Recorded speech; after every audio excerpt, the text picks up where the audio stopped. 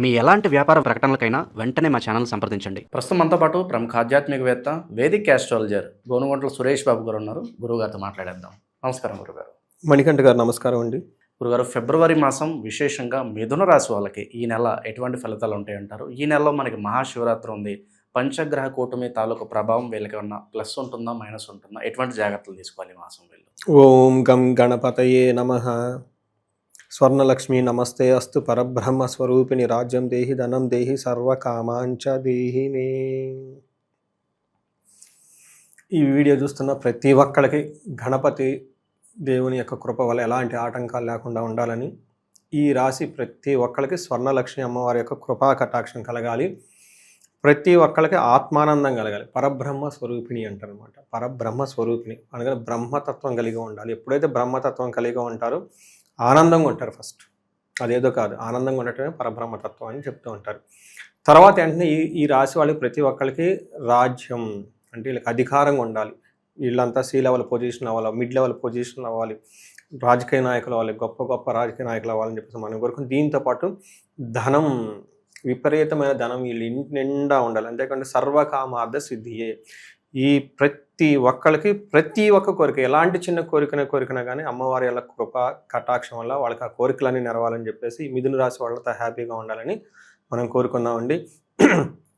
2026 సంవత్సరంలో మిథున రాశి వాళ్ళు అందులో ఫిబ్రవరి మంత్లో చూసుకుంటే మహాభాగ్య యోగం అంటే శుక్రుని వాళ్ళకి మహాభాగ్య యోగం రాబోతూ ఉంటుంది.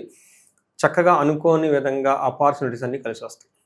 ఒక్క ఓపెన్ సెంటెన్స్లో కొంచెం చేంజెస్ సహజంగా ఛాలెంజెస్ కూడా ఉంటాయి, అవి మనం చూద్దాం. బట్ ఓవరాల్గా మేజర్ డామినెంట్ ఏంటంటే పాజిటివ్గా ఉంటుందని గమనించుకోవాలి. ఇందులో మనం చూసుకుంటే మృగశిర 3-4 పాదాలు, ఆరుద్ర 1-2-3-4 పాదాలు, పునర్వసు 1-2-3 పాదాలు అంతా మిథున రాశిలో ఉంటారు. పేరు బలం కనుక చూసుకుంటే కా, కీ, కు, క్నం, కా, కో, హా అనే లెటర్స్ అంతా మిథున రాశిలో ఉంటారు. మనం గ్రహస్థితి అంటే ఎప్పుడు ఏ గ్రహాలు మారుతూ ఉన్నాయి తెలుసుకుంటే 3వ తారీఖు బుధుడు, తర్వాత 6వ తారీఖు శుక్రుడు, 13 సూర్యుడు, 23వ తారీఖు మంత్ ఎండ్లో మనకి కుజుడు మారుతూ ఉన్నారు. అంటే ఆల్మోస్ట్ ఒక్కొక్క వీక్ ఒక్కొక్క గ్రహం మారుతున్నారని మనం గమనించుకోవాలి. ఈ గ్రహం మార్పులు ఓవరాల్గా చూసుకుంటే వీళ్ళకి పాజిటివ్గా ఉంటుందండి.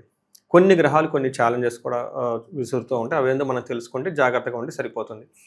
ముఖ్యంగా మనకి మహర్షులు ఏం చెప్తారంటే లఘు గోచారము సూక్ష్మ గోచారం అని ఒక బ్యూటిఫుల్ కాన్సెప్ట్ డెవలప్ చేసి మనకి ఇచ్చేసారు తెలుసుకోవడానికి. వెరీ సింపుల్ వర్డ్స్లో హోల్ మంత్ అంతా తెలుసుకోవచ్చు.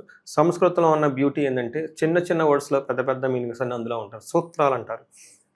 వీళ్ళకి ఎలా ఉంటుందంటే ద్వేషామృతిం విఘ్నం స్త్రీ సుఖాప్తి అంటారు. అంటే వీళ్ళకి ద్వేషపూరితంగా వాతావరణం ఉన్నప్పటికి కానీ చక్కగా దాన్ని బయటికి చేంజ్ చేసుకుని వస్తారు. తర్వాత వీళ్ళకి చేసే పనుల్లో ఆటంకాలు ఉన్నా కానీ అధిగమించి ముందుకు వెళ్ళిపోతారు. తర్వాత ఓవరాల్గా చూసుకుంటే వీళ్ళకి ప్రాస్పరిటీ ఉంటుంది, గ్రోత్ ఉంటుంది అని చెప్పుకోవాలి.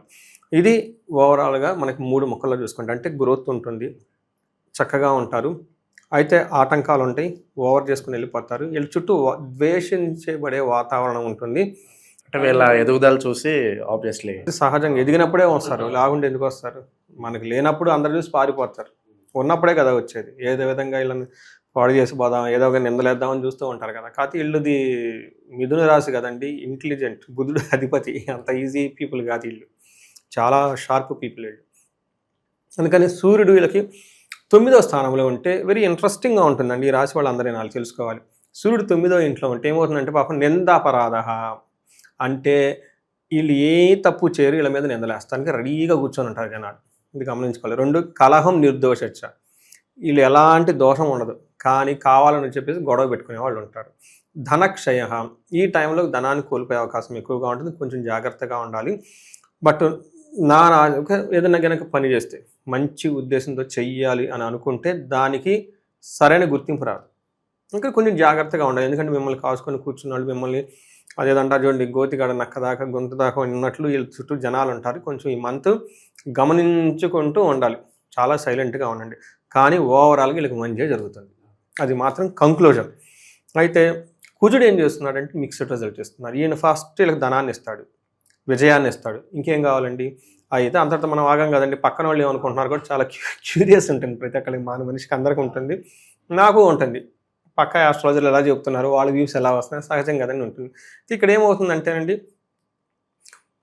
స్థాననాశన రుణచ్ఛేద కసారోగ పీడనం అంటారు. అంటే అప్పులు కనుక ఎవరైనా చేస్తుంటే అప్పులు వాళ్ళు వచ్చేసి వీళ్ళ మీద కొంచెం జాగ్రత్తగా ఇబ్బంది పెట్టే అవకాశం ఎక్కువగా ఉంటుంది.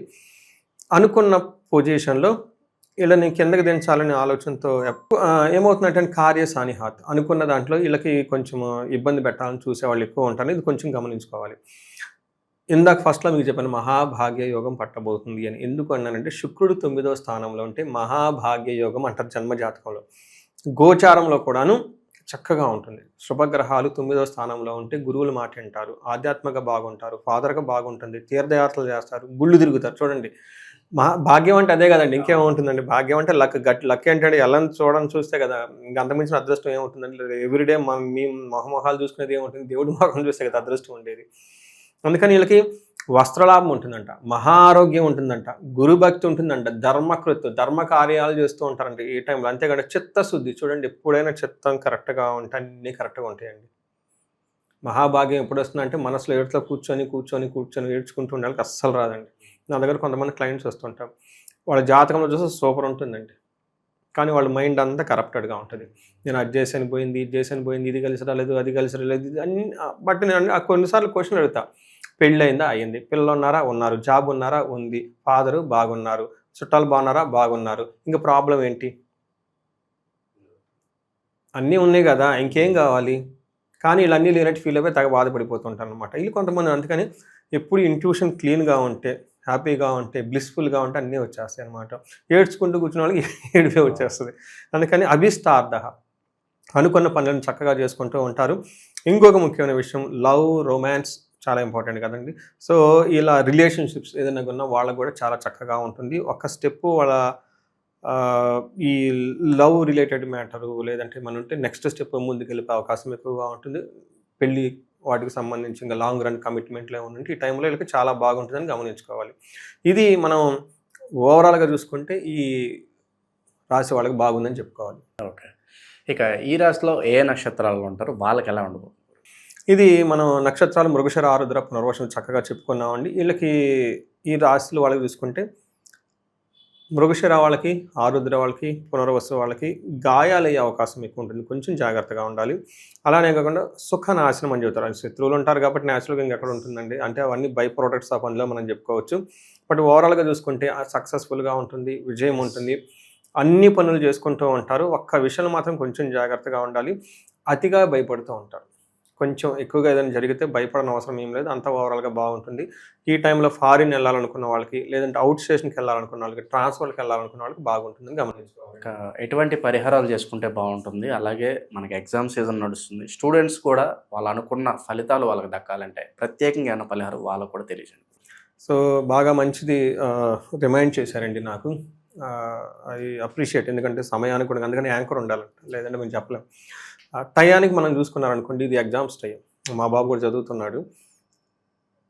వాళ్ళకి చాలామందికి తెలవని విషయం ఏంటంటేనండి, మన జన్మ జాతకం బట్టి ఏ దేవోద్యకు సంబంధించిన దేవుని ఆరాధన చేస్తే, ప్రార్థిస్తే మనకి త్వరగా సిద్ధిస్తుందని మన జాతకంలో ఉంటుంది.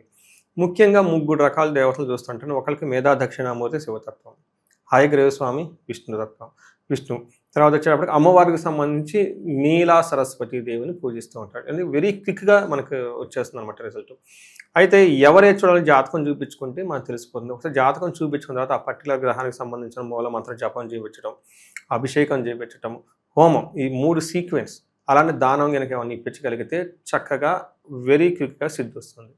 నేను లాస్ట్ సీజన్లో ఒక 10 నుంచి 15 మంది దాకా ఎక్స్క్లూజివ్గా చేయించాను. నీట్ చూసిన వాళ్ళది. తర్వాత ఈ ఐఐఎం, ఐఐటీలో సీట్ రావడానికి మాకు కీ వచ్చిన తర్వాత రిజల్ట్ తెలుస్తుంది వాళ్ళకి.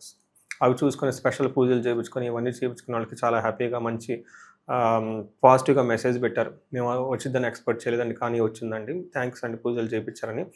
అలా చేయించున్నాం కాబట్టి ఎవరికైనా సీరియస్నెస్గా ప్రిపేర్ అవుతుంటే చక్కగా ఈ సద్వినియోగం చేసుకోవాలి. మన మహర్షులు ఇచ్చిన ఈ జ్ఞానాన్ని, పూజల్ని, వాటినన్నిటిని చేసుకుంటే వీళ్ళకి 10%, 20% ఇంకా ఎడిషనల్గా కాంపిటేటివ్ మ్యాటర్, అది చాలా మ్యాటర్ కదండి, వచ్చే అవకాశం ఎక్కువ ఉంటుందండి. వాళ్ళ కృషితో పాటు ఈ యొక్క దైవకృప ఉంటే 1-2 మార్కులు బండి అంటే ఏమవుతుందంటే ర్యాంక్ ఎక్కడికి పోతుంది. పర్సంటైల్ అంటారు, పర్సంటైల్ చూసుకుంటుంటారు. హయ్యర్ మార్క్ నుంచి వీళ్ళకి వచ్చిన మార్కులో చూసుకుంటే చిన్నదే ఒక్కోసారి ఒక్క మార్కులో ఎక్కడికో వెళ్ళిపోతుంది ర్యాంక్ అనమాట. సో వాళ్ళకి చక్కగా ఇవన్నీ రావాలని మనం కోరుకుందాం. రెగ్యులర్గా కనుక చూసుకుంటే వీళ్ళకి స్వర్ణలక్ష్మి విశేష హోమం అనేది చాలా మందికి తెలదు, చాలా రహస్యపూరితం. ఇది కనుక చేసుకుంటే మల్టీ సోర్సెస్ ఆఫ్ ఇన్కమ్ వస్తుంది. ఎవరి ఏజ్ అయితే 35 to 45 ఉండి కెరియర్లో ఒక మేనేజర్ పొజిషన్లో ఉన్నారు, అక్కడ వాళ్ళకి రాజ్యం, ఓకే, అథారిటీ కావాలి, అనుకున్న పనులు కావాలి, ధనం కావాలి, ఎక్కడ లైఫ్లో అవ్వకూడదు. ఇన్ కేసు ఎవరైనా కనుక స్లో అయ్యాము, స్టాగ్నేటెడ్గా ఉన్నాము, లేదు అనుకున్నప్పుడు ఒకసారి స్వర్ణలక్ష్మి చూసుకుంటే లైఫ్ 10 అంతలు ముందుకు వెళ్ళిపోతుందండి. ఇంకేమైనా ప్రాబ్లమ్స్ ఉంటే వాళ్ళకి ఏమైనా హెల్త్ కానివ్వండి, లేదంటే భార్య భర్తల డిస్ప్యూట్స్ కానీ ఏదైనా ఉంటే ఈ టైంలో అన్యోన్య దాంపత్య పాశుపతం, ఎనీథింగ్ అండి, ఎనీ ప్రాబ్లం వాళ్ళు కనుక ఫేస్ చేస్తూ ఉంటే ఖచ్చితంగా సొల్యూషన్ పక్కనే ఉన్నాయి. అది చేయించుకుంటే జీవితం 10 రెట్లు ముందుకెళ్తుందండి. ఓవరాల్గా ఈ రాశి వాళ్ళందరికీ ఈ ఫిబ్రవరి మాసం ఎలా ఉండబోతుంది, ఎటువంటి జాగ్రత్తలు తీసుకోవాలి, మంచి విశ్లేషణ అందించారు. ధన్యవాదాలు. ధన్యవాదాలండి.